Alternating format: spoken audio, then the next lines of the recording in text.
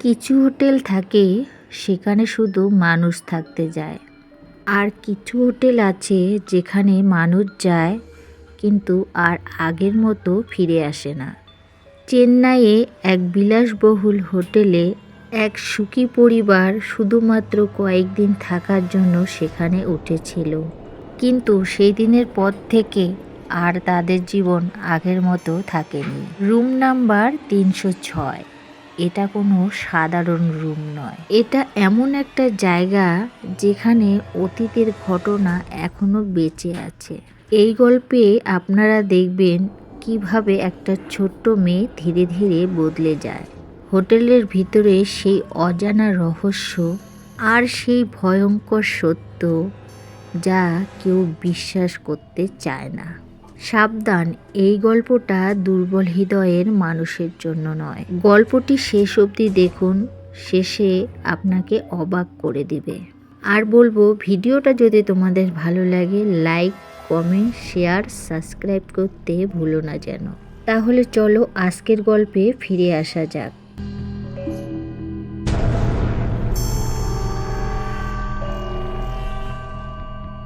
রাতে ট্রেন থেকে নেমে চেন্নাই শহরে পৌঁছালেন এক পরিবার।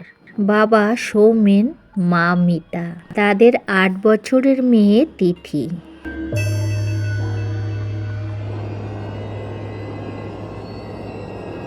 তারা কয়েকদিনের জন্য ঘুরতে এসেছে। অনেক খোঁজাখুঁজির পরে একটা সুন্দর হোটেল পেল। হোটেলটা বাইরের থেকে দেখতে একদম স্বপ্নের মতো, এতটাই সুন্দর।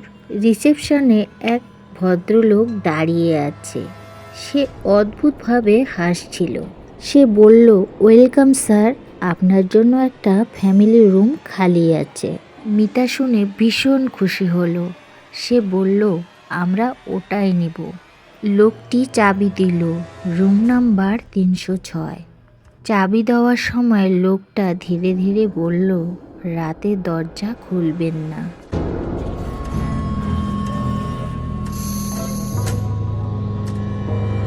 তারা রুমে গেল। ঢুকে দেখলো সব কিছু সুন্দর, পরিষ্কার পরিচ্ছন্ন, কিন্তু একটা অদ্ভুত ঠান্ডা। তিথি হঠাৎ বলল, মা, এখানে কেউ আছে। মিতা একটু হেসে বলল, না মা, ভয় পেও না, এখানে কেউ নেই।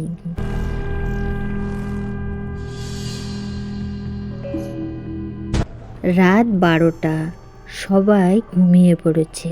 হঠাৎ দরজায় ঠোকা, ঠক ঠক ঠক। সৌমেন জেগে উঠল। সে জিজ্ঞাসা করল, কে? কিন্তু কোনো উত্তর নেই।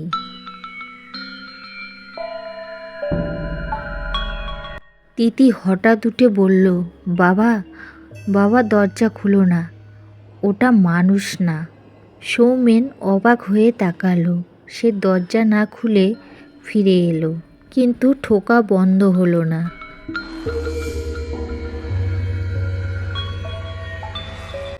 মিতা বাথরুমে গেল। ভিতরে ঢুকতেই আয়নার নিজের পেছনে একটা ছায়া দেখল। সে ঘুরে তাকালো, কিন্তু কেউ নেই। আবারও আয়নার দিকে তাকালো। এবার সে দেখল ছায়াটা ঠিক তার পিছনেই দাঁড়িয়ে।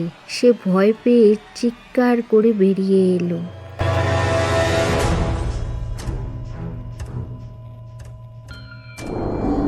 তিথি তখন এক কোণে বসে আছে, তার চোখে অদ্ভুত দৃষ্টি।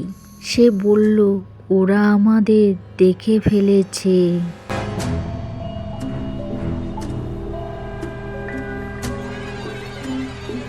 হঠাৎ লাইট নিভে গেল। দরজা নিজে থেকেই খুলে গেল। করিডোর চারিদিকে অন্ধকার, কিন্তু সেখানে দাঁড়িয়ে আছে একটা ছোট্ট মেয়ে, ঠিক তিতির মতোই দেখতে। মেয়েটি বলল, তোমাদের মেয়েকে আমরা নিয়ে যাব। মিতা চিৎকার করে তিতিকে জড়িয়ে ধরল। তিতি তখন ঠান্ডা, একদম ঠান্ডা।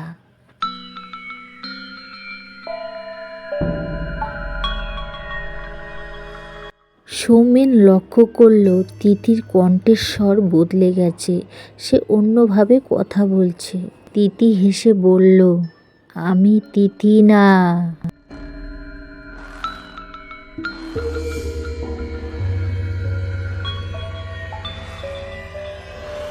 হোটেলের ওই রুমে 1 বছর আগে এক পরিবার মারা গেছিল। তাদের মেয়ের আত্মা এখনো ওখানেই আছে। সে নতুন বাচ্চাদের দেখলেই তার জায়গায় নিয়ে নেয়।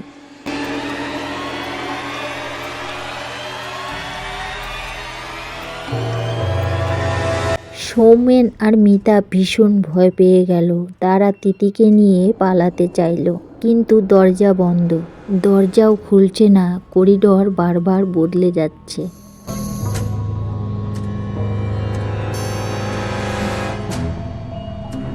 তিথি হঠাৎ অদৃশ্য হয়ে গেল। মিতা এই দেখে চিৎকার করছে। সৌমেন দৌড়াতে লাগলো। সে দেখতে পেল করিডোরের শেষে সেই মেয়েটা দাঁড়িয়ে আছে, সঙ্গে তিথি। তিথির চোখ পুরো কালো হয়ে গেছে।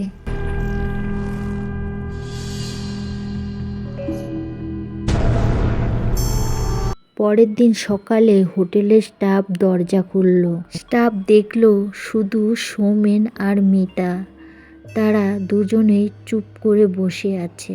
স্টাফ জিজ্ঞাসা করল, আপনার মেয়ে কোথায়? তারা ধীরে তাকালো আর দুজনেই বলল, আমাদের কোনো মেয়ে ছিল না।